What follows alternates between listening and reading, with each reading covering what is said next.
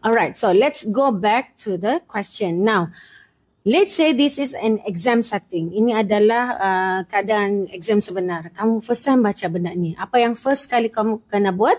Okay, belajar-belajar. Cari keyword atau key phrases. Obviously, yang first kita fikir parents. Tapi tak boleh parents saja. Sambunglah parents. Sebenarnya boleh je. Terpulang kepada kamu sebagai calon peperiksaan tu. Masa hari tu, tidak akan ada cikgu berada di situ bersama-sama kamu. Kamu sendiri, pada hari kejadian tu, kamu anggap ini ada berapa key phrase, keyword terpulang kepada kamu. Alright? For this time, I'm going to consider parents should not pressure tu adalah satu key phrase. Lepas tu, key phrase kedua, kita akan anggap their children. Okay, their children, the parents' children. To perform well at school is one key phrase.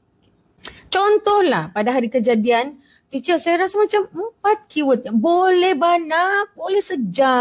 Jadi, yang pentingnya dalam otakmu macam, this makes more sense than the previous one. Okay, boleh saja. That day itself, kita tak tahu kan soalan tu macam mana. Jadi, contoh kalau soalan ni, aku rasa memang 4 teacher. Okay lah, dilayan. Jadi, 1, 2, 3, 4. 4 keyword, key phrase. Boleh.